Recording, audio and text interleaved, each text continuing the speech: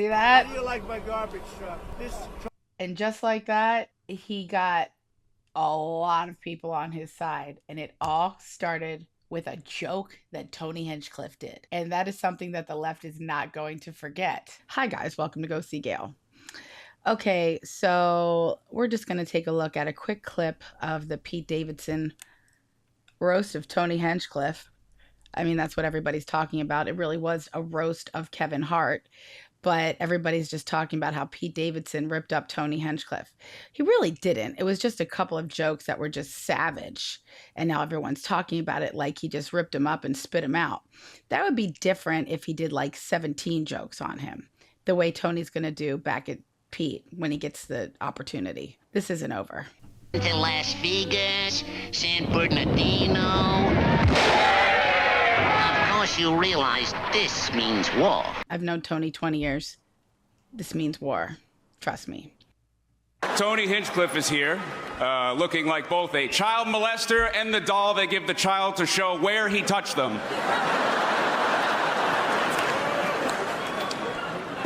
Tony reminds me of Charlie Kirk, in that he's definitely been on camera letting a guy... You guys, I had to cut it out. The algorithm won't let me express myself there. You've seen the joke. It's savage, and it is what it is. With the roasts, that's how it goes. I'm not going to complain about free speech. I thought it was in poor taste, but, you know, that's how it goes with the roasts. Let's keep it moving. You know what I mean? Yeah. You know what I like about Tony's response to that? You can see that he appreciated the cleverness of the joke as like a roaster that really goes very far. It looked like there was an extra heated feeling of anger on Pete Davidson's part. Not sure what that's about. What's going on with this beef here? It could be one of two things. I'm going to break this down. I'm going to try to do it quickly. It's either Pete Davidson is not feeling relevant lately because the Kim Kardashian affair didn't, even though apparently he ended it, but that didn't really take his career very far. Shocker. Or, you know, the people on the left are paying Pete Davidson to attack Tony Hinchcliffe to rattle him so that Tony doesn't continue to be a voice for the right. Because if you go back in time, you will see that it all started with a Puerto Rican joke when Tony made fun of Puerto Rico and said that it was an island of trash. And these Latinos, they love making babies too. Just know that. They do. They do. There's no pulling out. They don't do that. They come inside, just like they did to our country. There's a lot going on. Like, I don't know if you guys know this, but there's literally a floating island of garbage in the middle of the ocean right now. Yeah. I think it's called Puerto Rico. And then Biden called everybody that votes for Trump trash. And just the other day, a speaker at his rally called Puerto Rico a floating island of garbage.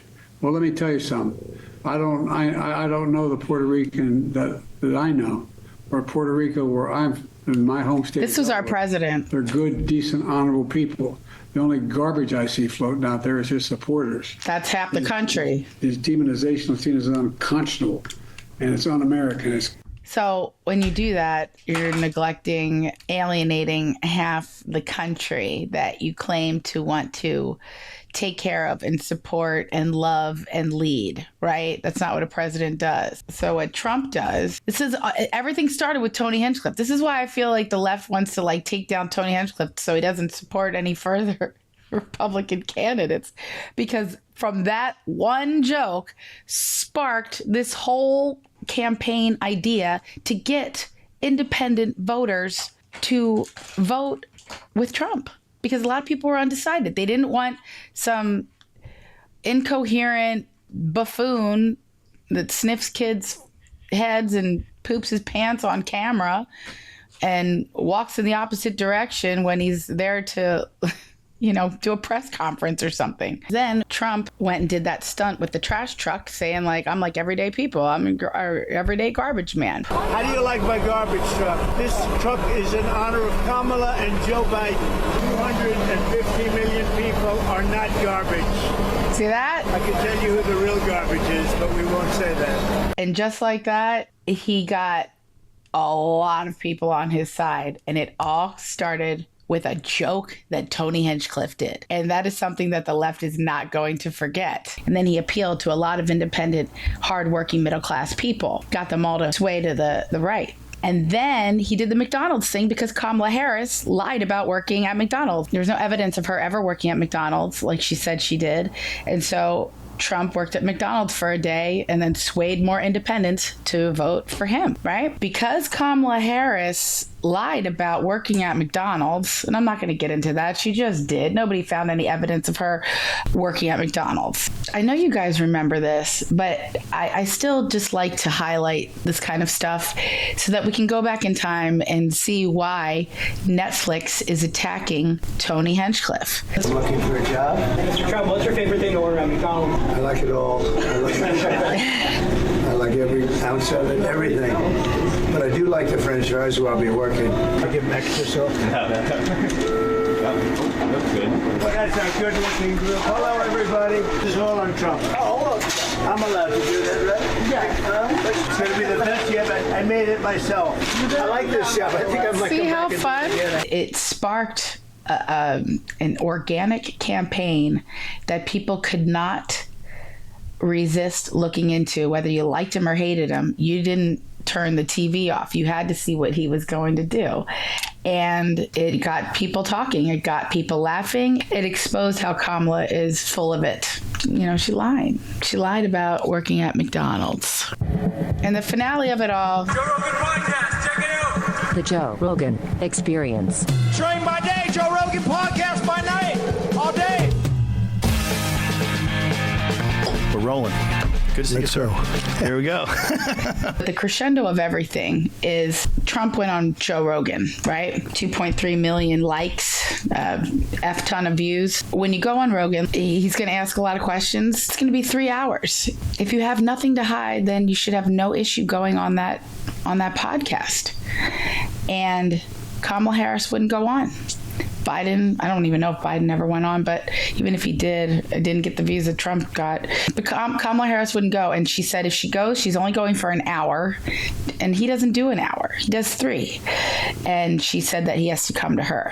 And he's like, no, you come to me. That's how it works. So that's the story. That all stemmed from one island of trash joke. In my opinion, I think that it sparked a very organic, fun campaign that got Trump over the hump. It got the independents to vote for him, and it derailed the Democratic plan to just continue to bring illegals in by the millions to forever have Democrats in power. That totally ruined their plan for that. And thank God. So thank God for Tony Hinchcliffe. Keep doing what you're doing, buddy. I've known him 20 years. He's one of my buds. I haven't seen him in a long time, but we were in an air band together at the Comedy Store years and years ago, and he used to do lights and sound. I knew Tony when he was parking cars. He's my bud. He's a good guy. He can be a little, pain in the ass sometimes, but he's my friend. He's a good guy. And he changed the campaign, and I'm grateful for him. All right, that's it. I'm out. I don't like when the roasts get this real. Of course they had to, though. Your favorite leaders making the draft mandatory. I assume that all of you will be signing up to go fight in Iran. Or do you tough-talking pussies only go to the Middle East for comedy festivals? That is a good joke, and it's too real. It makes me feel bad. Chelsea is a Zionist. Ha! It's too real. Make fun of dress. But it has to be. It has to keep one-upping itself or whatever. Back then, Sinatra and Dean Martin would be like, you got a big head. Kick it. And now it's like, you have AIDS. Your HIV is activated into full-blown AIDS, and you could have cured it, but you're in debt and can't afford it. And the crowd's just like, ah, ha, ha, ha, ha. It makes me uncomfortable. And maybe that says a lot about me, but it's just pretty soon the roasts are just going to be, all right, ladies and gentlemen, welcome. If whatever comedian in 2035, hey, you heard about Zingbat Jollypuss? Zingbat Jollypuss just gets killed. Oh, ha, ha, ha, ha, ha.